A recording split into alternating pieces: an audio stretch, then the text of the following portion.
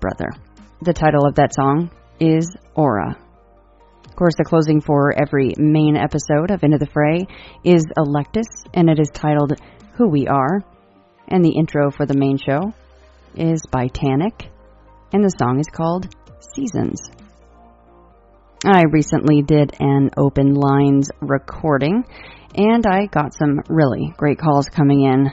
I should be airing that in the coming weeks, along with some very interesting interviews I've been doing. Working on several new Insider episodes, including a new video episode from my time at Fox Hollow Farm in Indiana. And this one is titled, Where the Bodies Are Buried. This Eerie Florida Edition2 you will be hearing is available to insiders as a whole as a video episode, so they get the video and the audio. I'm going to start doing more of these, including getting the boys on for some video episodes. Sam is back in the States. You can become an insider for just $4.99 a month. Visit intothefrayradio.com and click Become an Insider. I will be going to the state of Utah in a matter of days to stay for about a week. I'll be going to the very location where I saw the 4 shadow people. I'll be doing some investigations and attempting to prod them out of where they may be hiding. If you enjoy the show, please consider taking a moment to rate, review, and share. Every little share that you guys can do on your own social media platforms helps tremendously getting the word out about Into the Fray, which means more stories for you. Don't forget to get your ITF gear at intothefrayradio.threadless.com. You can find me on Twitter, Facebook, and Instagram. Feel free to hit the join button on the old Facebook group page and like and share the main radio page. As always, feel free to contact me through any of those venues or at Shannon@intothefrayradio.com. And now to Mark and Kari. Well, let me do a little intro for you guys, a proper intro. On this edition of Into the Fray, I have on with me Mark Muncy and Kari Schultz, and they are releasing the book Eerie Florida. And guys, when is that book coming out? September 4th. Oh my gosh, that is coming so close. Well, thank you guys both for coming on for edition number 2. I got a lot of email asking when number 2 was coming out with you guys, so people really are enjoying the stories. Good. And thank you for doing the video version of this. I appreciate that very much. Well, we thought we'd step it up a notch for you. I like that, and I think that for edition 3, we'll do the same thing. Maybe we should all be in some voodoo garb or, sacrifice a chicken live on video or something. It'll be October. Yeah, right, yeah. Yeah, we're going to have... It'll be late August, early September, so we will totally dress up. It'll be the Halloween edition. Yeah, absolutely. So I went through the rest of the stories that we didn't cover on edition 1, and I sent you the list of things that maybe we could cover this evening with you guys. So, and also, I want to remind everyone before we go on, I did get emails about this. I don't know if people weren't reading the show notes, but they were like, who is, doing the drawings and where did that episode image come from? And that is from the very talented Kari Schultz right there, Mark's wife. And you did all of the illustrations.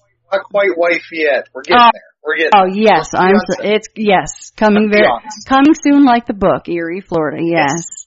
So, yeah. I was busy making book babies before we got around to marriage things. It happens, It does. It happens. Yeah, so I got people going, hey, who does the illustrations? And I'm like thinking, do you guys read the show notes at all, or what's going on?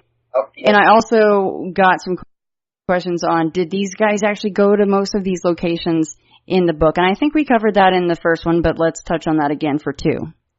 Yeah, 3,000 miles, over 3,000 miles now, because we also did another recent trip to score some stuff for a potential second book, and without ever leaving the state. Yeah. So, Florida's a big state, but that's a lot of miles. Yeah, as long as you have air conditioning in your car, you're usually okay.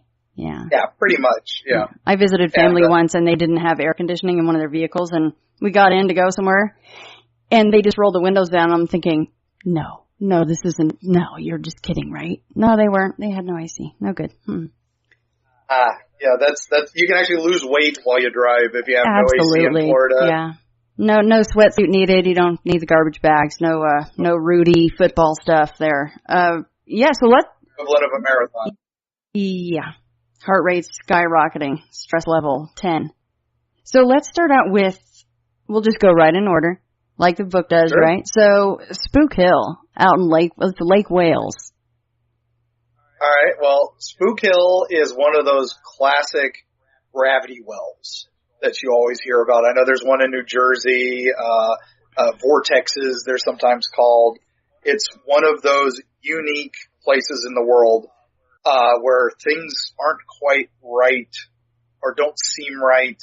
It's optical illusion, but of course there's a legend behind it. Of course there's tales behind it. In our last episode, we talked about Bok Tower and the gnome of Bok Tower, which was the image that Kari drew. This is about 1.5 miles from that. So that whole area is known for some weirdness. It's called Iron Mountain, which is the highest point in Florida at 220 some odd feet. I know that's a whopper. That's nothing to anybody else, but in Florida, that's right. It's about sea level. Oh my God. Yeah, it's something above sea level. It's pretty big news there in Florida. Yeah. That's huge. Yeah, and so anyway, so we talked about that in the last one. And Bok Tower is this beautiful tower that this guy built on top of it to draw people to the area. He built a big nature preserve back in the 1920s, and it's still there today. It's beautiful. It's an amazing picnic area, and you can see for miles. Orange grows all over the place. It looks like old Florida, which is very cool. Some of the roads are just dirt roads through the orange groves, and it's amazing. Lake Wales is a big town, so a little ways down from it is this place called Spook Hill. And Spook Hill, the legend goes that there was a Indian chief who his tribe lived on this little lake at the base of a hill. And they lived there for many generations. Things were great. And then suddenly this giant alligator starts eating the... Of course it's a gator, right? It has to be. It's Florida. Yeah. It's a gator. It's Florida. Yeah. And not just a normal gator, a giant gator. And so the shaman and the chief determined that this gator is not a natural just eating to survive. This is a demon. This is something that has been sent and must be destroyed. So the shaman and the chief work up a plan to kill the gator, and the chief decides to use the powers of the Great Spirit himself and nature itself so that he can fight the gator for his people rather than risk his warriors on this. So in using this, during this great battle that occurs, lightning streaks from the heavens, the earth is ripped asunder. Of course, all the great stories of Indian legend. And anyway, he kills the gator. They're both pulled under the water, and he comes out, and the gator doesn't. So, hey, the world is great. Everything's fine. And there's another new little lake next to the big lake now, where he had used his nature spirits to fight the gator. So, amazing place. Well, people forgot the legend. Been there, hundreds of years pass. It becomes a small coach road stop on for the Pony Express in the early days of transporting information down to Tampa before the trains come. And what the writers notice is they come down this big hill into a little valley, and then they start going further downhill. They kind of level off and then start going further downhill. And as they're going downhill, the horses are getting winded. And then they start going uphill on the other side of this valley, and the horses are having an easy time. No problem at all. So it's okay. So you're coming down this steep hill and the horses are getting winded, going up a hill and the horses are fine. So immediately stories start spreading, and immediately the old legend comes back. People start saying, oh, it's, Iron Mountain over there, a meteor caused it, so it's strange rocks. Oh no, it's the Indian legend. So stories start going. As the circuses start traveling down here because of Ringling, they've got all their carts. They start noticing the same problem. So the legend grows and it becomes more famous. And, the town starts to embrace it. Lake Wales starts going, hey, we got a kind of a tourist attraction here. So in the 30s, a local merchant parks his car at the base of the hill. He has some issues with his car. He parks his car at the hill. And then he freaks out when he notices his car is rolling backwards uphill. And, for no reason, no reason at all. So he says, that's it. It's spooks.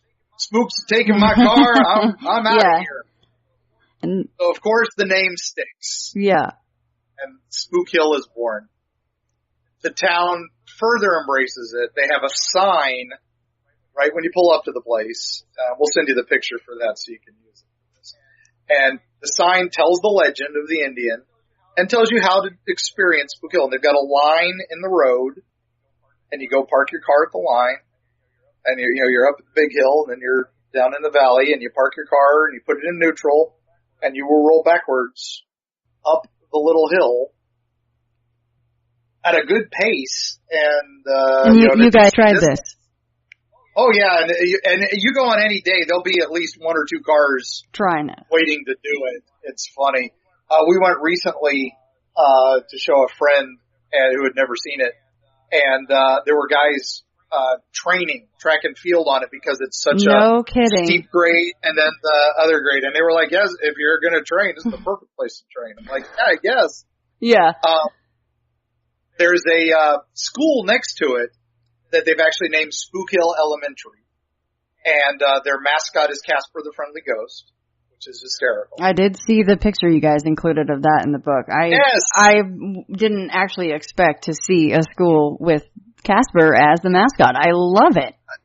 It's really cute. It's really cute. Well, the best part though is like if you go there during a school day, the school is on the hill too. And you can watch children chase balls uphill. Up the hill. That is unreal. That actually wowed me more than the car rolling backwards. Yeah, the first time we drove up, there's just kid chasing balls. Yeah, if you had no idea, you'd be like, what the? You're like watching these kids, exactly. What is going on in this place?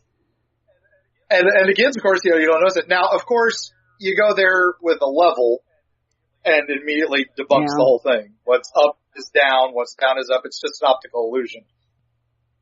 But it's cool. Yeah. And it's a free attraction in Florida. There aren't many of those. You gotta love it. How far from, where is Lake Wales? Most of these locations I looked up for my own. Oh, I wrote it down on my notes right here. I'm so silly. Southwest of Orlando and east of Tampa. Yeah, it's about an hour from us here in St. Pete and about an hour from Orlando. It's near Legoland, actually. You guys are in St. Pete. Where is that? St. Petersburg, Florida. Oh, St. Petersburg. Okay. It's over on the West Coast, and we're in we're right across the bridge from Tampa, and we love pointing out that between Tampa and St. Petersburg, more people live in these two cities than in 7 U.S. states. Really? So, yeah, there's that spread out and that big and just that many people in this area. So it's a crazy little area to live in. That is a fact I didn't know. That's interesting. Do you guys have horrendous traffic? Yes. Yeah. Tampa is the worst. St. Pete's like the lazy neighbor. So, like how you talked about Vegas boonies. Yeah. St. Pete's kind of like the quiet town across from the madness of Tampa. So we still have our own areas of kookiness. Too. So the traffic levels can vary. We import very bad drivers. Yes, quite a bit in Florida. Yeah, I don't know. It feels like it gets worse every year with these folks. I don't know what goes on, but I'm like, how are they getting licenses? It's really that's a true paranormal mystery right there. Very true. Very true. Yeah, I can't figure that one out. Yeah, I think that. Well, I do a transition for you, but I don't know what's next. No, that's okay. I don't have my. I remember. I think it was Fact or Fake. They did the whole up is down and down is up with one of the hills. Was it Spook Hill or was that one of the other ones? I think that's the New Jersey one they did. Okay. If I recall. I think New Jersey is the most well-known. Yeah, I think it's called Gravity Hill. Yeah, that's the one. Okay, but same thing there, right? Just optical illusion. Yeah, it's an optical illusion. It's crazy because the ground is so many different levels and all that, and it really you sit there and go, wow, this is crazy. But it's an experience. Even knowing that, it's still your brain can't process it. It's just like, oh, this is crazy. We're going back to the hill. So. But it sounds like yours is of a steeper grade, at least to your eyes. It sounds like it's a steeper one because Gravity Hill didn't look all that steep to me. It's still the hill. The big hill in front of it is super steep. Yeah. And then so when this one's on a it's still a good grade and it looks crazy. I don't know how it works, but then like I said, with the school next to it, that looks like a super steep hill and the balls are rolling up and I'm like, how is this? No, it can't be. See that one of these days. Yeah, I think that the story at Gravity Hill was that somebody got hit in a car and they died because the train hit the car over the tracks. And then because the child I think it was a child, I don't remember why I think it was a child, but they are saying that, it's being pushed up the hill because the child spirit is pushing you up the hill and there was supposed to be fingerprints on the back of the car. So they were using the old CSI dust on the back and they're like, well, there's no fingerprints there. That's definitely the Gravity Hill because they don't have that part of the legend down here. So we just have an Indian chief and a giant gator. Giant gators are way cooler. All right. So this next one, Devil's Millhopper in Gainesville. And it starts out with one of the most fascinating things about Florida that I actually did not know. And maybe this explains a lot. And Mark, something that I know that you guys laugh about when someone posts something, you're always like, oh dear God, I hope that's not Florida because it's just somebody doing something goofy or there's some wacky thing going on. You're like, please God, don't let it be Florida. And you're like, usually it's Florida. So maybe this explains it, though, and I didn't know this. The first paragraph here about Devil's Millhopper, which is a state park, the entire state of Florida is underlain by limestone. I was like, oh my goodness, I had no idea about that. So that explains everything, if you ask me. It's not anybody's fault for being crazy in Florida. It's not the humidity or the gators or the mosquitoes biting you. It's all the limestone. That explains a lot. I mean, we just had, there's one thing in Florida that terrifies everybody more than sharks, mosquitoes, what else have we got? We got, gangs, gators, snakes. Yeah, well, snakes is a good one. Have to be snakes. Oh my gosh, we got all these terrible things, and then the one thing that terrifies any homeowner more than anything is sinkholes. Yeah. And we just had one in Land O'Lakes yesterday, made national news, ate a boat, 3 homes. 3 homes? And that's maybe 30 minutes from us. Oh gosh. And, they appear out of nowhere. What happens is the water levels under the limestone gets full.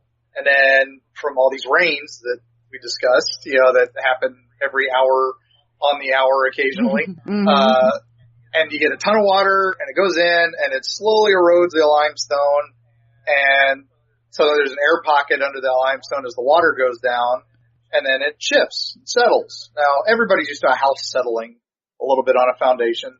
Just imagine that times 1,000. You're settling down 100 feet or 10 feet, 20 feet. Just all the changes in the aquifers and the erosion of the limestone, just all of a sudden, oh look, there's a hole there. And there's no way to predict those or scan for those? Really, I actually worked as a secretary for a geologist firm who did investigations of insurance claims for sinkholes, and they have cool little machines that send sonar down and do the earth levels and stuff, but I mean, you've got to look for that when you build, but you don't know when that's going to happen. Right. So that's a really big issue with building homes around here, and that's why homeowners insurance is horrible. Yeah. Yeah. Especially in Florida, we've only got a few.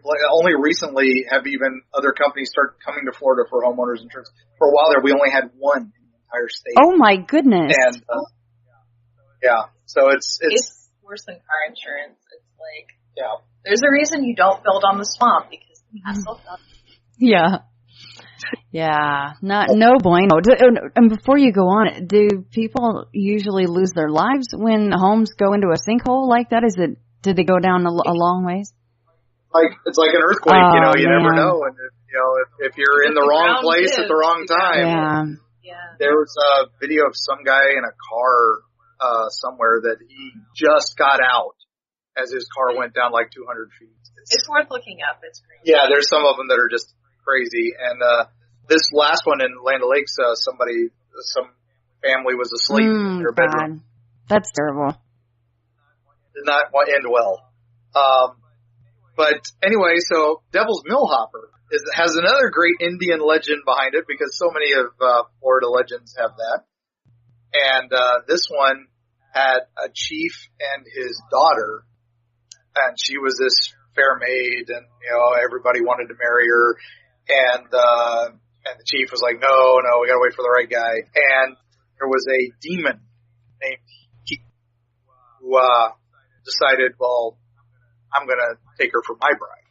So he disguises himself as an old lady, sneaks into the camp one night, puts all the men to sleep, and then wakes the daughter and says, my granddaughter is sick and I need your help.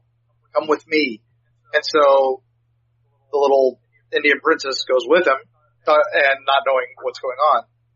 Well, the next day the chief wakes up and he sees this necklace of teeth that had been dropped on the ground. He knew immediately what had happened. So he rouses his warriors. It's like, we gotta go save my daughter. The demon has her. So he grabs every warrior he can, and they march off to try to find him. Now, Princess wises up pretty quick when she realizes what's going on, and so she tries struggling to escape. And so there's some back and forth there, and I bet you can't guess what monster the demon summons fight these warriors. It's definitely a donkey, right? I mean, it's Florida, yes. So the Florida donkeys, I know Florida, those are rampant there. So close. It was actually a giant gator. What? Imagine that. Crazy. Another one. What is up with these demons and Indian spirits just summoning giant I love gators? them gators. Exactly. So, anyway, giant gator is set to fight the men. And the demon's making his escape.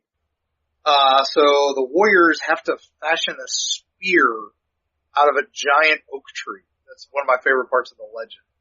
And this entire legend is actually at Devil's Millhopper National Park. When you go there, they have this legend. Oh, that's cool they did that. Yeah, it's amazing. And so they spear the giant gator with this giant oak tree of a spear that they've made and kill the beast. And but they lost many men. And so they go further on and they catch up with Hidi. And then Hidi calls upon the other demons, and he opens up the earth and creates this giant pit, sucks in all the warriors. Kari's drawing. So yes. In action, I love it. Yeah. Her sketches, she got stirred. But anyway, so the pit opens up, all the men fall in, and the warriors are getting crushed and killed, and Hidi is turning them into stone. He's causing all these crazy things. The chief throws a spear and it misses, but the daughter catches the spear. It's I can't pronounce it. It's ATYL is the type of spear they use, and she stabs Hidi and kills him. And as he falls into the ground, the hole gets even deeper because he plummets. The men start turning back from stone, but are trapped in the falling earth. And it basically winds up with just being the chieftain and the daughter make it to the roof of the giant hole in the ground now. That's hundreds of feet now. And their tears start flowing because they realize their tribe is destroyed. All their warriors are gone. There's nothing they can do. And they're going to try to rebuild. And that's the legend. And it's actually pretty legend, even though it's a little creepy. Yeah. That's stuff. Absolutely. Their tears are supposedly the rivers that flow into this sinkhole now. And, again, early settlers to Florida come along and find this place. Everything's flat. Everything's flat. And it's like there's this deep hole in the ground. I mean, and down at the bottom is all this strange bones of animals. And then because it had sunk so much, there was dinosaur bones in it. And so they see dragons and monsters in the bottom of this pit. So obviously, this is the entrance to hell. Obviously. Yes. It's supposed to be the river Styx that's going down. So the name Devil's Millhopper, because it looks like a millhopper. Some of the settlers were familiar with millhoppers for grinding grain. This looks just like a giant one of these. Right. So this is the Devil's Millhopper. He throws bone monsters and demons in, and all that's left is the bones down at the bottom. What's cool about it now is that it's a national park because it has several different ecosystems in one spot. As you get out to the top, it's live oak and old Florida forest. You go down just a little bit, and it's scrubland. And then they put these stairs down to the bottom. And as you go down this winding staircase so that it doesn't hurt the environment anymore. They used to actually have in the 50s and 60s, because it's pretty close to Gainesville, which is close to Florida State College. So the college kids used to go out there and party all the time. And they would actually make ramps and slide down, slip and slide down into the pit. Because this is a big long log ride. Yeah, why not? And they actually used to chop down trees and slide down them like a big log flume. Crazy. Thankfully now it's protected. That can't happen anymore. But as you get down to the bottom, it's actually a rainforest ecosystem. Because you see when you're walking up to it, you're just walking up and you just see these bushes. And it's there you realize they're not bushes. That's the tops of trees. Yeah, it's a really great park. Yeah. I really liked it there. That's one of Kari's favorites. And you get there and you start looking down and you're like, oh my gosh, there's so many stairs down. And you get down to the bottom and like I said, it's a swamp. This rainforest swamp down at the bottom where all the streams come trickling down. And you can see the limestone base. You can see other stuff. They've got it pointed out where you can see what era you've traveled down to. Oh, that is very cool. Yeah, I'm looking at the picture here that's in you guys' book. So that's a cool part where you see the tops of the trees and you think you're looking at bushes. How far down is this? It's a couple hundred feet, I think. Oh, right. It's right here. I'm sorry. You have it in your book. It's 120. Okay. 120. That is no joke. On the stairs enough. And in Florida heat, that's a long way down. Yeah, I was going to ask what time of year you guys are doing some of this traveling, going down into a mini rainforest. I love that part of that story, that it's actually its own little ecosystem down there. That was one of the ones we had started writing before we'd actually been. And then when we went, it totally changed the story, because then you start realizing how much of a natural wonder it is. Because before it was all about just the legend. And hey, devil. Anything with the devil in it, we had to put in the book. Absolutely. So as the devil's chair in the last episode we talked about. So they did, in fact, find dino bones down there? Found all kinds of bones. And, most of them are at the university now. Okay. The ones that weren't looted before it came under protection. So you can't even go see those bones since they're at the university? Yeah, you still see stuff down there a lot. When we were there, there was a raccoon that had drowned, down there and some other stuff, because it is still muck down there. It's almost like a tar pit. Right. That poor guy got stuck. Yep. Oh. Dodge sinkholes. Yeah, I think that the last part here was also very cool. You say no one is really sure exactly how old the pit is, as it seems to be actually two sinkholes on top of each other, one about 1,000 years old and another possibly tens of thousands of years old. That is cool. That's where the legend comes in, is like there was probably already a small hole and then a much deeper one happened. There's other stories where family traveling was heading to Amelie Island. Which is maybe one of the next places we're going to talk about. There was a free slave city over there, and this family of travelers was going across to go move there, and the earth opened up and ate their wagon, and it was supposedly Devil's Millhopper, but it was actually probably another sinkhole somewhere nearby, and it just got associated with Devil's Millhopper. So, of course, all the preachers in the area was like, see, they weren't prim and proper, and the earth swallowed them up. Drinking that devil juice, drinking that whiskey, and sinning, ended up in the old Millhopper. Yep, exactly. So that's part of the legend too. But like I said, they still don't know exactly how old this is. They're still trying to figure it out because it goes so far down. It could have been last week and it would go down that far. That's pretty incredible to think it might be tens of thousands of years old. That's pretty insane, actually. Well, speaking of hoppers, let's go to the toad invasion. I just thought this one was so whimsical because I don't like spiders and I'm not a big fan of snakes, but I could just cuddle a bunch of toads. So this story didn't creep me out. It just brought a smile to my face. Well, this is a fun one. This is the frog invasion or the toad invasion.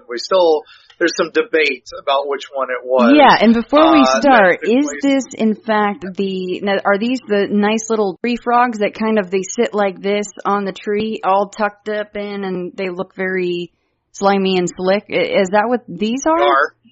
They are very slimy and slick, and yes, that's exactly what they are. Okay, it's not like the classic bumpy toads that I have here. I was thinking, I wonder if this is all those green tree frogs that they have there in Florida. These are the little slimy ones, yes. And you try to catch one, I grew up in the hills of Kentucky and West Virginia, so, grabbing a frog was, nothing to me. Yeah. I think it was even my first month here, and a frog got in my house, my mother was screaming and freaking out, because as mothers do. Yeah. And I ran over, I got this, and I ran over to grab it, and it was the slimiest, gunkiest thing I'd ever touched in my life, and it slipped right out of my hand and landed on my father's eye. I remember that, because he was freaking out. And he's freaking out, too. It was one of the most comical things. In the sitcom of my life, that would have been a sweet thing. Right. But anyway, so this town, Longwood, Florida, it's again kind of near Orlando, central Florida, all the weird stuff. There's all these beach towns which are beautiful and scenic and all this. And they have a little spooky stuff further inland, and that's where the creepy stuff starts. And then when you get to the center, all bets are off, because that's Lake Okeechobee and all this other stuff. All hell breaks loose. All hell breaks loose, and skunk apes and all that. We'll talk about them later. Yeah. But anyway, Longwood's a town right about mid-creepy. And it's a beautiful historical town. Has a couple odd things about that. But this invasion, this is fairly recent. This was in the 80s. And again, not too long ago, they had a kind of a return of this in the mid-90s. So I think we're due for another one. What happened is they had lots of rains, which we get, which led to lots of little toads being produced, because that's what they do.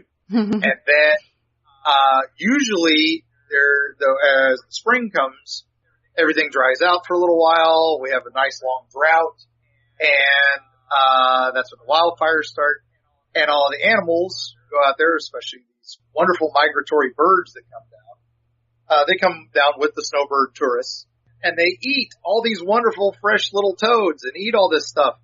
Well, this year there were strong winds and other crazy factors, and so the birds didn't come down as much as they used to.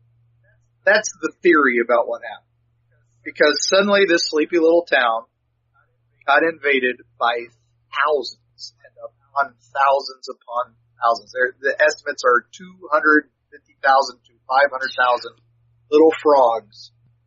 And my favorite interview with one of the guys was that they literally opened their door and they had to sweep the frogs out, because it was like a curtain of frogs falling on them.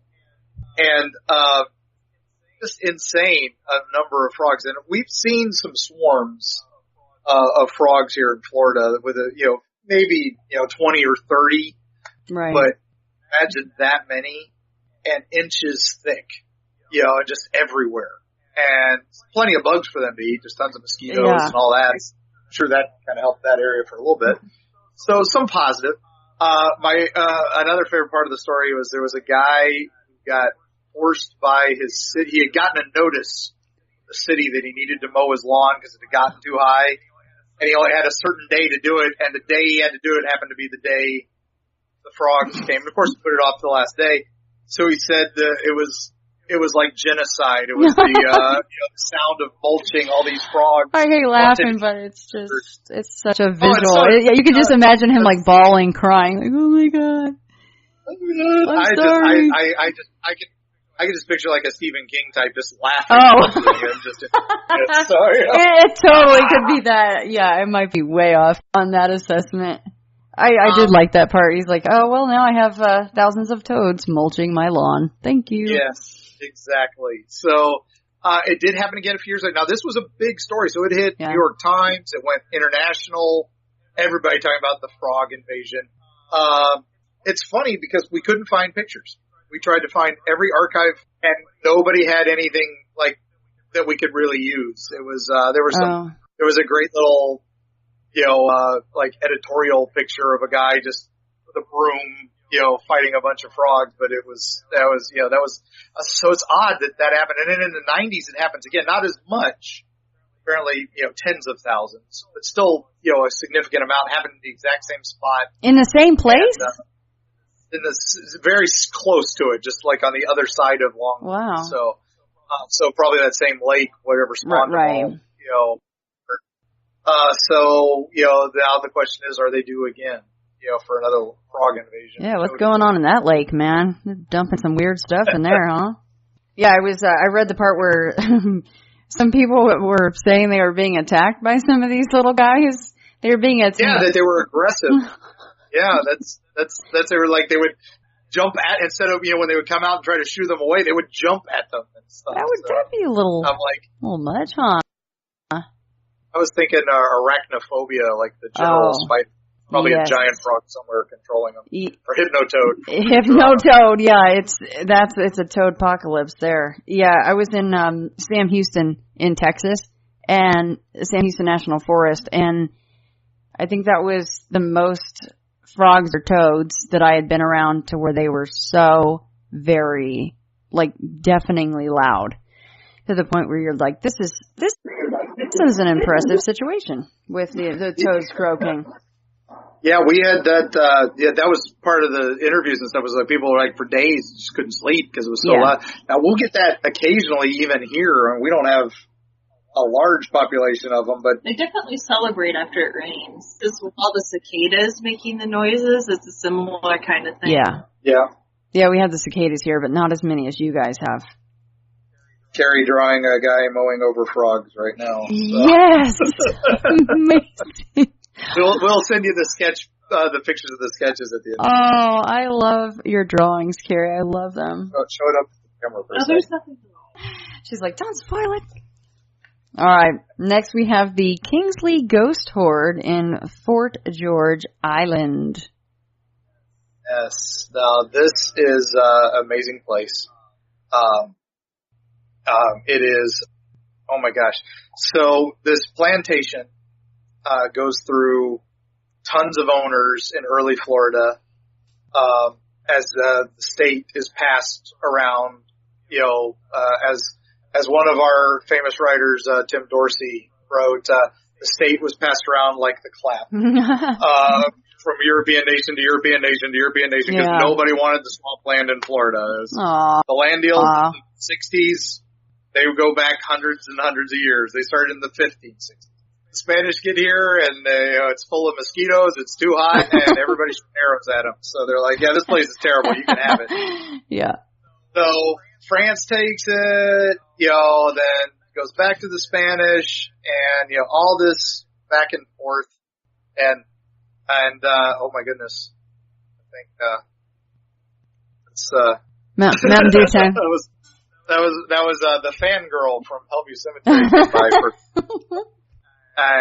My daughter, but had to resupply her Mountain Dew collection. It's important. I totally get that. But anyway, sorry about that. That's all right. So Kingsley Plantation, At least it's not the little kid coming in while the guy's doing the World News Report. Yeah, I'm just waiting for, like, the Annabelle doll or one of the skeletons that I'm looking at to start moving. I'll be like, we have documentation of paranormal activity on camera. It is possible here, but I don't know. Who knows? It was Hellview Cemetery for a long time, so we'll discuss the hidden cemeteries of St. Pete at some point. Yes. Probably part 3, maybe. Anyway, the plantation, it's, the island is bought, and it becomes this indigo plantation, which was big early days of Florida. Indigo used to dye purple, which is hard to get, and the royalty loves it, and everybody loves it. So indigo was actually our first cash crop until they learned they could grow tobacco, which was a lot better, and then cotton. Yeah. And of course, a fresh supply of slaves was needed for all of these in the day. Right. So the Kingsley plantation at one point was owned by John Lightning McQueen, hero of the American Revolution, which is just such a great name and such a great character. Yeah, amazing name. Yeah, exactly. He's a badass automatically. Here, come over here. Say hi. Hello. Oh, awesome. I love you guys' house. Come on now. Yeah, it's a little different here. That's different here. That's my daughter. Yeah. Let's see. I can't imagine where she gets that from.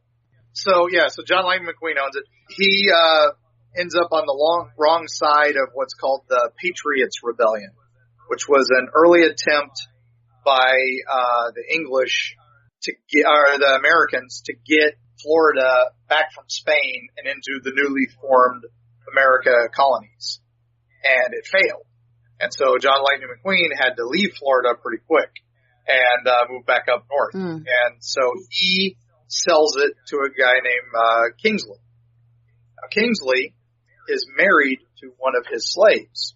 He has several other slaves that are his concubines, but she's I think Anna Kingsley, I believe. She's the head matriarch. And he moves into this area. Now, under Spanish Florida, freed slaves had a different status than, non-freed slaves. So she actually was able to own land and run the property for him while he traveled and formed more land, bought more farms and kept doing things. And he was very progressive considering the slave owner, but he would let his slaves earn their freedom and stay on the property and, get real jobs. He also, they allowed, it's one of the few places where they allowed the slaves to keep their original religion. So this is or whatever religion, as long as they went to his church on Sunday that they had built on the property. So they had to do that too, but they could do whatever they want elsewhere. So this is actually a historically significant site where it's the kind of maybe where the first slaves, voodoo, and Catholic religion start blending. And they're actually still doing archaeological digs at the site to try to prove that this may be ritual sacrifices took place alongside, Sunday service. But anyway, this plantation, they built a ring of coquina houses that are tabby, which is coquina is made with shells, and it's a Spanish form of concrete. I was thinking of the forts. Sorry. Yeah, you guys have a lot of stories and history in your book, so. Yes. So this is made of tabby. It's a very strong concrete substance, and then they did thatch roofs, and they're still there. That's how sturdy these things were. And it's kind of amazing to go there, and they've still got this ring of houses around the big plantation house. So there's all these rings of houses, big plantation, started growing tobacco about this time. And then John Kingsley, while traveling to buy more land, dies. And he willed the land to his wife.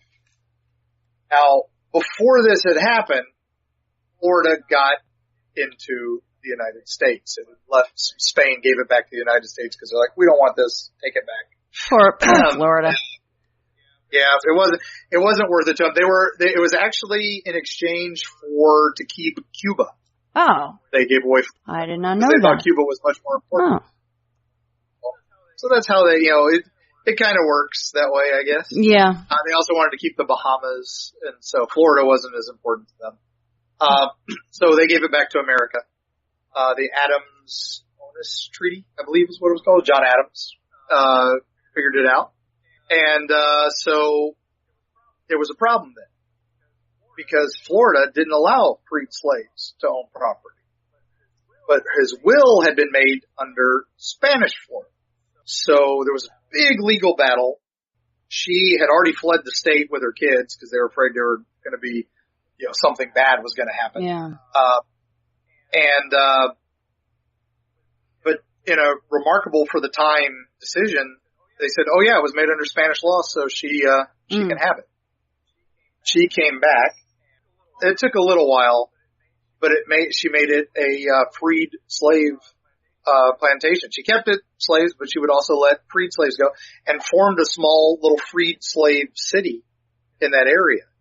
And now, when many of the slaves were freed at the end of the Civil War, which wasn't much longer, 100 years, so not quite 100 years, but a little while later, so many of the slaves kept the surname Kingsley because they needed surnames, so that it is still one of the most common names in the Jacksonville area, up in that north area of Florida. Well, so now here's where the story gets eerie, and which is what we're here to talk about. So that's your history lesson for tonight, because you got to blend the history with the legend. Absolutely, it's an important part of it. Because otherwise the legend. That's right. Giant gators, and such. Exactly. What happened is the land was originally Indian land, of course, and there were some mounds on the land and other things until the plantation was built.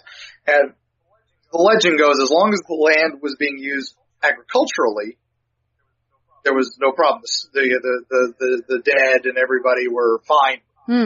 What happened is shortly after the Kingsley plantation closes shop, they decide to turn it into tourist attraction. And so they decide to make a big hotel on the property and start getting famous people here. And immediately, even during construction, there are reports of people seeing shadows moving through the trees. Not just one or two, like numerous. And people start worrying, maybe it's another Indian uprising, because this is still kind of those early days. The Seminole Wars were not that long ago.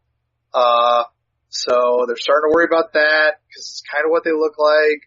Other people are saying, no, it's the slaves are still, marching around in the woods. This is just a tribe of slaves that have, just coming back to reclaim their homes. Now, people were still living in these tabby houses on the land, because they were still sturdy. And, where else are you going to go? You're a freed slave, but no job, nowhere else to go. Let's farm the land. We'll keep doing this. But that all was getting shut down because this hotel and turning the island into, a fancy place. So they're slowly moving people out. Well, maybe this is a group of them coming back.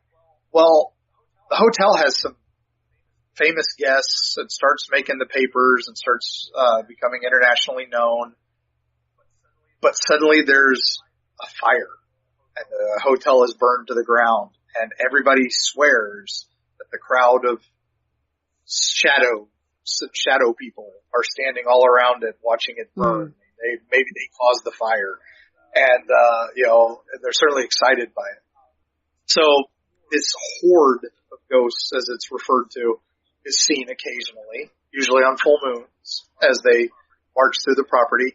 And it's funny, we went up to the Kingsley plantation and we start, asking around about this legend. And this is, a lot of the Florida national parks love talking about their legends. The Bellamy Bridge is considered the most haunted bridge in Florida. We didn't actually include it in the book. We're going to be including it in a future book. Nice. But we visited a little too late for the deadline. But they have the legend of their ghost right on their sign. Wow. Devil's Millhopper has their legend. Spook Hill has the big sign. This place, no mentions of the ghost. So when we got there, I'm asking around. I always ask the park rangers if, the legends, what stories can you tell us? Yeah. Have you seen anything? And this one guy's like, oh no, I don't know what time. I've never seen anything. And then immediately the other little park ranger next to him goes, well, what about that time you said you saw all those shadows marching along the waves? And he's like, oh, that was nothing. That was nothing. Of course it wasn't, sure. And I could hear him going like, I could see him going,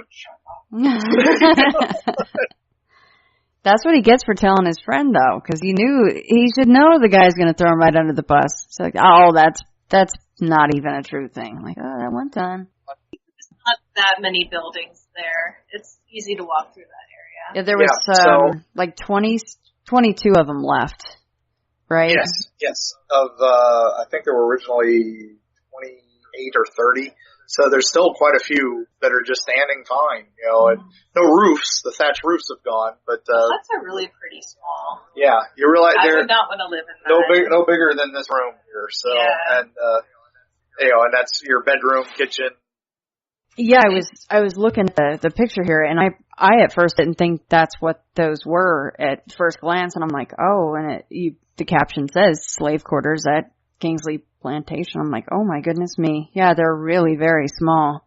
Yeah, and considering that was probably some of the best treated slaves. Right. Yeah, there's still, it's still pretty, there's evidence of some pretty brutal stuff happening there, but they have a nice museum there, with the history of slavery and some of the Kingsley stuff, in particular. But they also mentioned how it was, it's a terrible thing, but it was kind of progressive. Right. So, still as it goes, there could have been worse places. So that's what they were talking about as far as some of the former slaves maybe coming back to get revenge in a way. Did anybody die in that fire? That's as far as we can tell, nobody did. The reports are that everybody got out okay. Huh. So that's interesting. And then the end paragraph here is, of course, you get them marching through the trees, and it says you can even hear chanting and voodoo drums echoing throughout the marshes. That would be cool to hear that. Yes. We went and we were there right at sunset. Yeah, they were pretty much kicking us out. They were pretty much kicking us out, and it was and there was definitely an odd vibe to the place. Is there? And, only a few places we got that odd vibe. Wickedemus, which was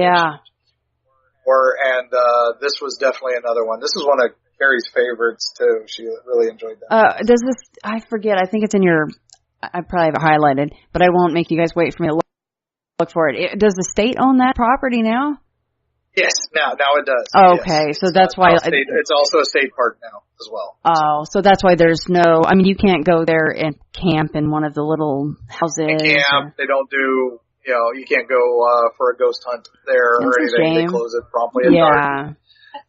There's some ghost research there. Actually, that's right. They did. They did say that they had a one night. They had a ghost team go out there to try to find the horde and to investigate the plantation because there had been some sightings in the plantation. And I don't remember, but that was just something on one of their little pamphlets. Oh. And so I guess there might be a way to, arrange a late night trip or something. I was going to say, who do they know? How'd they get in there, right? Exactly. That was our comment too. It was like, wait a minute. But yeah, I'd forgotten that. Thank you. Yeah, that would be a cool place to go. All right. As you can tell, Kari is the teller to my pin Gillette. So she chimes in when she needs to. It's good. No, I love it. It's working out awesome. I love the whole video setup. I appreciate you guys doing this. All right. So last but definitely not least, I intimated to you that I read the last two stories shortly before we got on, just due to work and, scheduling, and I was trying to get it done sooner, but it actually worked out really well because I was blown away, and pun intended, by this last one, and I think it's my favorite of all the ones that we've discussed tonight. But last but not least, the ghost and the exploding bishop. Oh, yes, St. Augustine. Yes. Another one of those contenders for most haunted city in America.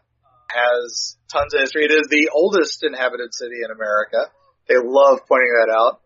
Although now there is some debate because just a little further south, New Smyrna has some ruins that might be older than the fort at St. Augustine. But when did that come up? That's fairly recent.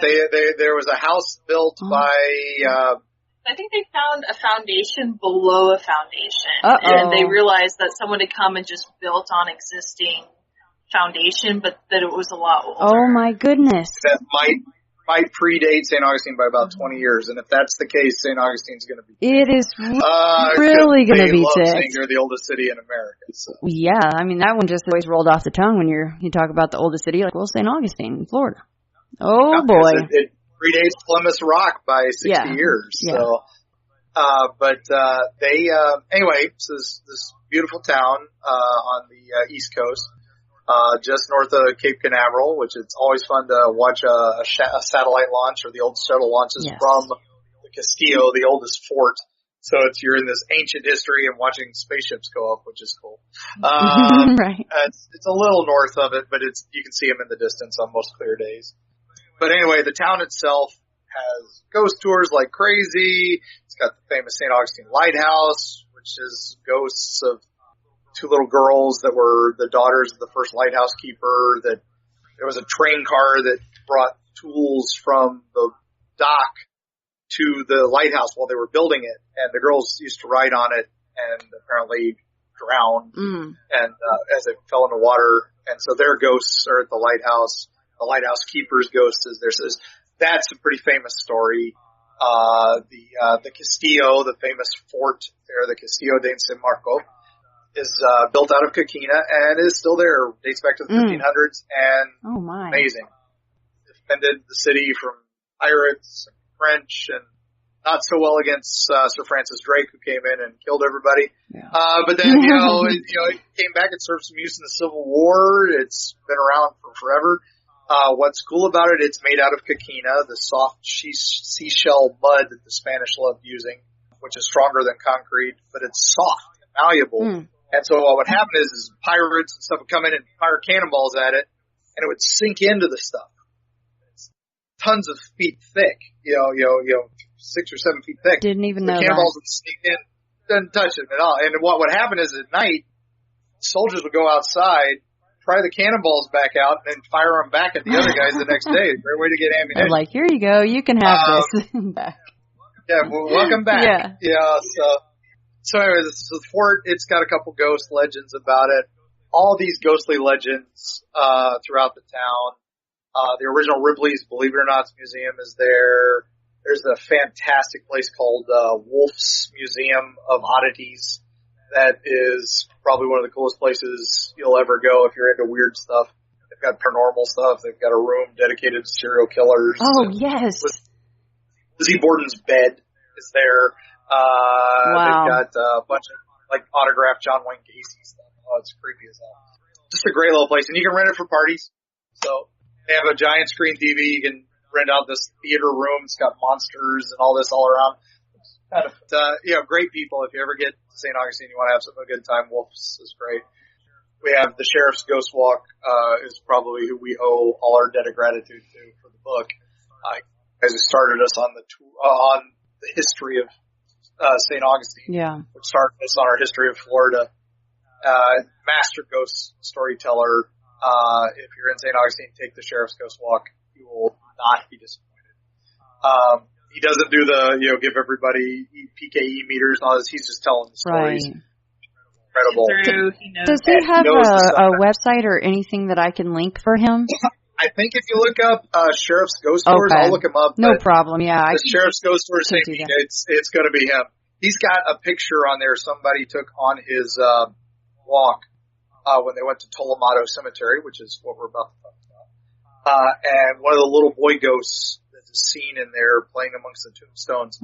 There's a picture that somebody took on one of his tours, and you see this boy in 1920s up in.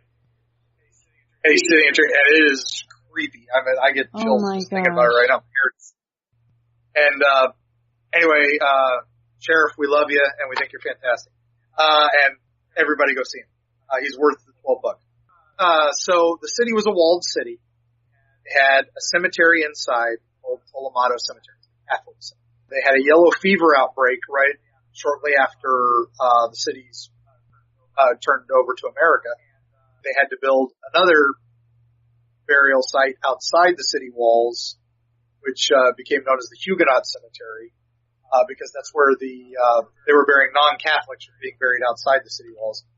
But now that the yellow fever outbreak was going on, no more burials inside St. Augustine. Everybody's got to be buried outside.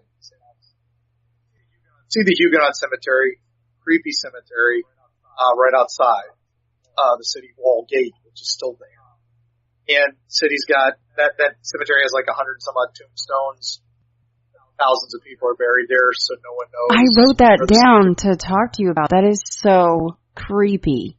Everybody needs to process that. Thousands of burials, or is it 8,000? I'm sorry. It's over I 1,000. think it's over 1,000. So over 1,000, not thousands. Goodness me, look at me just taking that and running with it. Yeah. But only 100 headstones and markers.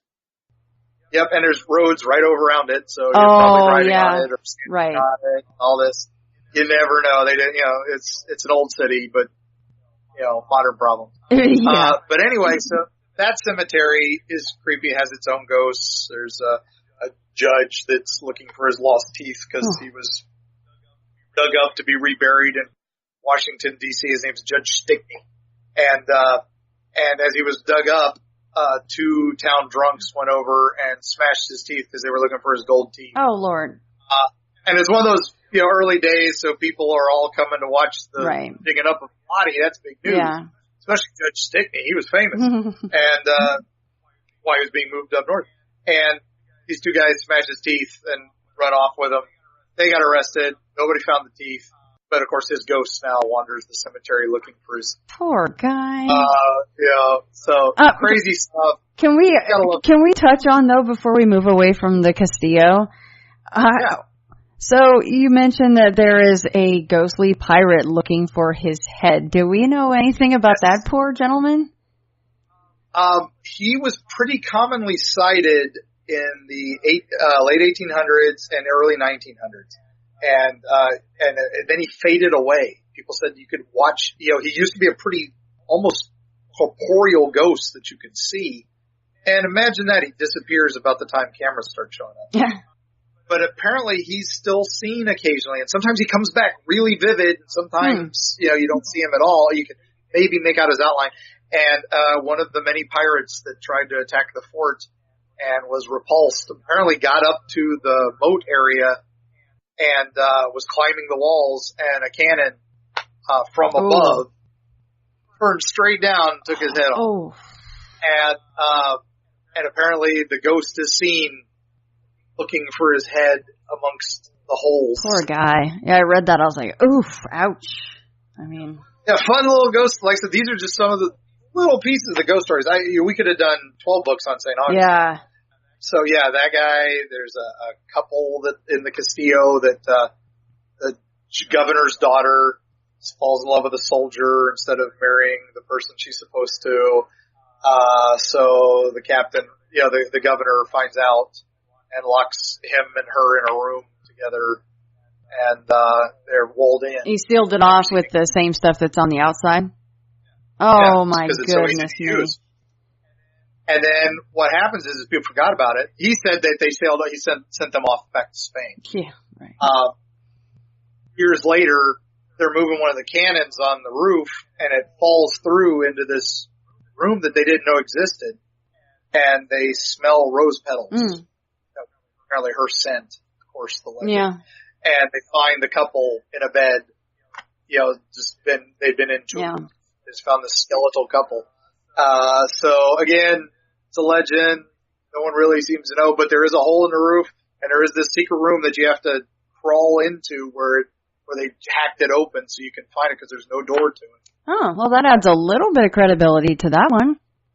And you do occasionally smell roses, according to some people who stay there. I like that.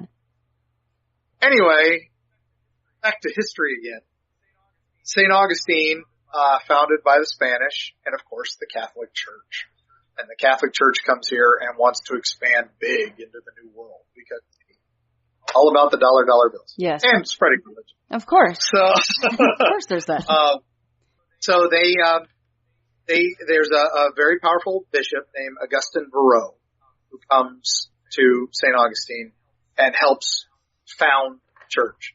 and he brings, and he's from Le Puy, France originally, and he's a very famous bishop and well loved amongst the entire state of Florida and all over the world. He's all the way up to Georgia, South Carolina. He founds churches, builds the famous Basilica in St. Augustine, probably one of the most beautiful churches in America.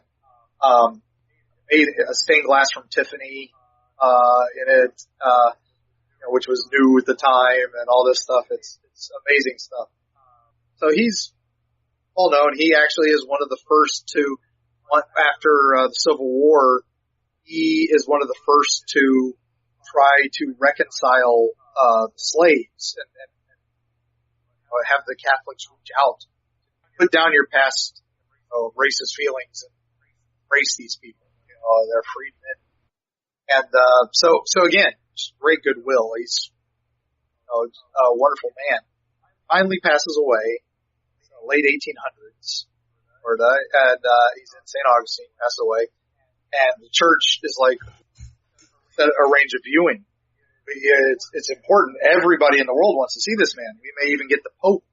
Well, it's 1880s. It's Florida. It's June, July, as we've discussed many times. It's hot.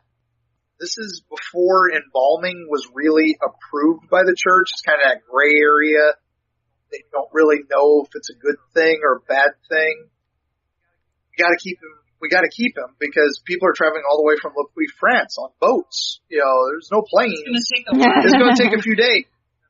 Yeah, they got to get on their horse buggy to get to the boat and get here. So we've got to allow all this travel time. So so they set the arranged viewing for 4 or 5 days later. And they've got to keep the body. So the first thing is they dig a hole, put a bunch of ice in it, and just throw him on the ice. And I know that's not going to work. He's going to this is just not going to work. So they're like, well, the ice is a good idea. So they build a metal coffin with a glass viewport so people can see him. And they're going to make it airtight because he's already starting to stink. And then they pack that with the ice and hay, like you would pack a carcass of meat, for keep. Because this is before refrigeration, really. So this is the only thing they can think of. Early days. So they glass lid on a metal coffin, 90 plus degrees heat, humidity making it well over 100 degrees, and ice and a decomposing body. The gases start building. They basically built a giant pressure cooker and didn't realize. Days pass. The gases as the body decomposes, as we know, start building. The pressure is building inside this thing. People occasionally hear some noises. It's the metal settling. It's Florida. The heat. Nobody's seeing anything untoward. Nobody's smelling anything because it's airtight. Pressure is building. I love this. How did they, you look back on it and you go, how did they not see what was about to happen? So now it gets a little legend here because we cannot find an exact account. But apparently the funeral went off without a hitch. For the most part. The visitors all came. The basilica is packed. Everything is going well. Now the story we don't know is, did it happen at the end or just after? But the explosion was pretty legendary. As the bishop exploded. Went everywhere. And literally everywhere. Bits of bishop all over the beautiful bits of the bishop. Basilica at St. Augustine. Oh my gosh, can you imagine? People running, screaming into the streets. The stories are legendary, of course. Yeah. Apparently a few volunteers later who knew the bishop and knew he was a holy man went in to clean him up, find all his parts. And apparently there's still some scuff marks and damage from when he exploded. In the basilica, there's some nicks and stuff. Could be anything, but that the legend is he left his mark. Many marks. So apparently he was scooped up into the same metal coffin, but this time without a glass lid. They welded or screwed on or bolted on a metal lid. He's wheeled out to Tolomato Cemetery and buried right in the middle under a giant concrete slab. And they built, there was a bust of him that had been commissioned for the church. And instead of putting it in the church, they put it over the tombstone. So if anybody wanted to see him now, you could see his face at least. And that bust is still there. And it towers above the rest of the graves in Tolomato Cemetery. Was that bust commissioned before, the debauchery of him exploding? Apparently. Okay. Because I thought, well, maybe they created that because they felt really bad about his body just being interred all over the basilica. It's amazing story. Favorite story. One of the just fun things about St. Augustine. That cemetery has so many stories. That's one of the origins of dead ringers is supposedly from that cemetery because people were so afraid of being buried alive that they would be buried with their toe tied to a bell. And that comes from a legend of a lady who had a sleeping sickness and died. And as they were common for the Spanish custom of burials, she would be sitting in a chair. The body would be prepped in a chair, and they would carry her like on, you'd see, carrying a king or a queen. Right. The grave, apparently her head bumped a tree, and they saw fresh blood, and that's how they saved her. Before she got to burial, they saw the fresh blood. Wow. And saved her. And then apparently a few months later she did die. And of course the sheriff tells it beautifully. He's like, you can bet that husband was like, all right, you boys watch that tree now. Watch my wife's head now. Be bonking her into anything. Keep her nice and quiet. Yep. But anyway, so that, like I said, that cemetery has so many stories, but the exploding bishop, poor Augustin Verreau, very dignified, great man, went out with a bang. Out of all the ones, I was sitting here before we got on, I'm like highlighting, and I'm like, I did not see that coming. Like I saw the title, right? The exploding bishop. I just thought it was a metaphor for something, but no, he really did explode. Poor guy. How was that for a grab you? Yeah. Yep, that did it right there. Now, how about that cemetery? Is it like most cemeteries? I'm assuming, it gets dark. You need to leave. People cannot go there. They're no longer allowed burials there. They stopped that some time ago. Okay. It's a tiny cemetery. Again, it was an Indian burial ground before that. That's why they used it as a cemetery because, hey, people have been burying people there for forever. Again, nobody knows exactly how many people are buried there. There are only 50 some odd markers there. That's unreal. This one's interesting. It's walled off and fenced in and locked. They only open it on the third Saturday of every month, and you can go in for a little bit during the day. Oh. The sheriff, though, they've started doing that recently. So they'll let people walk around the graves and stuff. It's supervised, so you can't just go crazy. But they do allow night visits occasionally. You have to get it cleared with the city. Oh. And it's very limited. I think they have, allow 10 or 20 at a time, and it's extremely limited. And I know all the ghost tours in town are trying to get that contract, and I don't think any of them have it. I think it's just, it's with the Historical Society. Right. Well, that would be coveted, though, I suppose, to even get to a once-a-month thing would be amazing. There's a wonderful mausoleum back that there's a man, blanking on his name. He's actually on the path for sainthood. He was one of the early founders of St. Augustine and was one of the first emissaries to the Indians for the Catholic Church. Francisco, I can't remember. It's in my book. Is it right here? Of course, you should buy it. Eerie, Florida. Kari did beautiful drawings for it. Oh, but anyway, famous, and Cuba loves him. And so they actually paid for this cathedral, this mausoleum to be built for his remains there. So that's why they open it now, is so you can visit. him and Augustine Burrow. There's Civil War soldiers from both sides of the Civil War there. Many wonderful graves there that are just full of history. And apparently a little kid who runs around and hides in there too as a ghost. And, is there anywhere to sit that's not literally inside the cemetery, but maybe you can sit on the perimeter and still have eyes on the cemetery?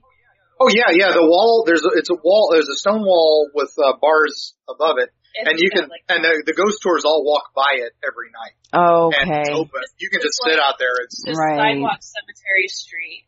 Yeah, and so it's just off of St. George. It's St. George's Street's the big touristy street with all the shops and the oldest house in America. And so you're buying T-shirts and trinkets, and you're standing in some old conquistador's house. That they've converted into a shop. They have to follow certain rules.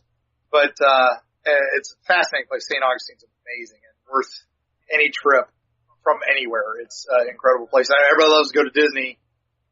Take the 3 hours, go to St. Augustine. If you like Savannah or Philadelphia, or any of the classic historical places, this St. Augustine's a must-see. Beautiful town and a lot of fun. Yeah, even just seeing the black and white photo of that cemetery, it reminded me of my trip to Boston and how those right next to the right on the sidewalk, on a very busy sidewalk, they're hundreds of years old, some of these headstones, and you're like, this is like mind-blowing. And Kari just reminded me that we want to have our honeymoon there at the St. Francis Inn in Lily's room, which is one of the most haunted rooms in America. I don't know if that'll happen. Yeah, so how booked up is that room, do you think? It's actually not too bad, but it is. If you ask for Lily's room, they'll love it.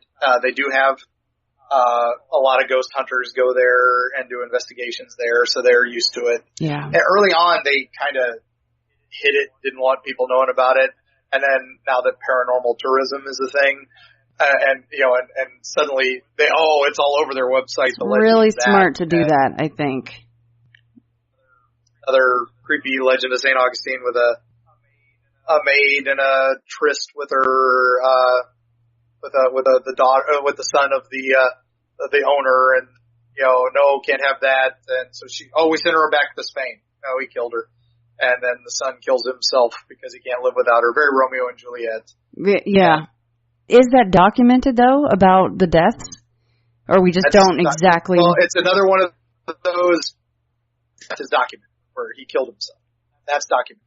Her death is, did she get sent back to Spain, so he killed himself, or did the guy kill her? Gotcha. Yeah, the father, the angry dad. But the room, it's well documented for its paranormal activity, where you go in there, and especially she doesn't like ladies. Oh, that's why Kari's a little nervous about it. She will overturn your purse and dump your makeup into the sink and run water on it. She'll tug at you in the middle of the night, tug the blankets off the bed. My favorite story was the guy woke up. He had this it was a honeymoon couple, and he just woke up to this passionate kiss, and he was so happy that she had just given him this amazing kiss. And then when he woke up, she was on the chair on the other side of the room asleep. Oops. And who kissed me? Who kissed me? Yeah, and why was she in the chair? Yeah. Let's not forget that part. Great stories. So yeah, again, a great place. St. Francis Inn, the oldest bed and breakfast in America. From the picture, it doesn't look. I mean, it's hard to tell, but it doesn't look like it's super duper old. They're taking really good care of that place. It's colonial build, and they've added to it, so that's some of these are added on a little bit, so they're not 100% the original. But and there's been quite a few these things called hurricanes that come through and damage stuff, and they have to get rebuilt a little bit. So, it doesn't stop the ghosts. Sinkholes, hurricanes, giant gators. Yeah. Ghosts, legends, exploding bishops. Favorite story. Monsters. Exploding bishop. We'll tell you more in the next part. Cannot wait. Yeah, part 3. Let's let everybody know probably around when we're going to do that. I suppose the book comes out September 4th. So, Yeah, so if you want to do it right before do you want to do the week before or 2 weeks before? Sounds good. Week before sounds good. I think mid-August. Oh, wait, we've got Tampa. We have something that weekend. So let's do 2 weeks before. Let's do mid-August. Sounds good. Let's shoot. Here we go. We'll hold it up. We got our poster with the release date coming September 4th. September 4th, everybody. And there's Kari's wonderful retake on the Florida seal. We'll make sure we post it on the site. But it's we've got pictures. You'll see it. And then buy our book. Yeah, good old Pinky there. Is this going to be hardback, paperback, and ebook? It is a paperback. It is available. It's on Amazon already for pre-order. Nice. It will not be a hardcover. I don't think it'll be a hardcover. There will be a digital version. Yeah, there will be a digital. There will be a digital version. Cool. It's available through History Press or Arcadia Press. Our local bookstore here in St. Petersburg called Books at Park Place will be hosting our launch event, and you can actually order through them. Their website is stpetebooks.com. Their phone number is 727-388-9093. Got it. I should know that. If you go to St. Pete Books, it has all this stuff. stpetebooks.com. And if you contact them, they'll reserve you a copy. We'll be doing a signing there, and we'll be doing some Kari will be doing some sketches. Oh yeah.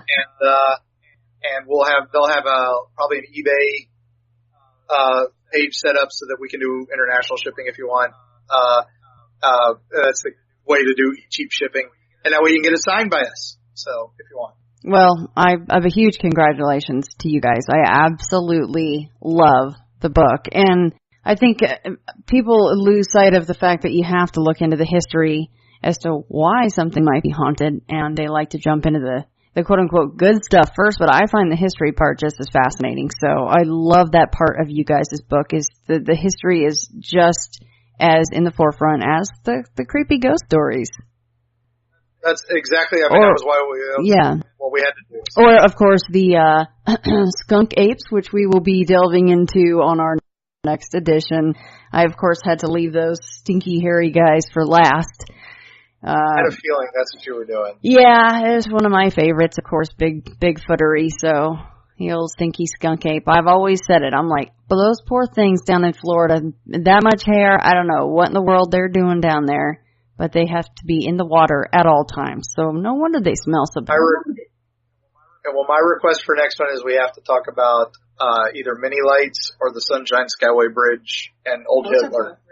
And those are my two personal favorites, just because they're local here. Yes. But also because they are so much fun, and we will save those for next time. I think everybody will love them. Absolutely. Mini Lights may have a movie being made about it because it's becoming kind of famous. Really?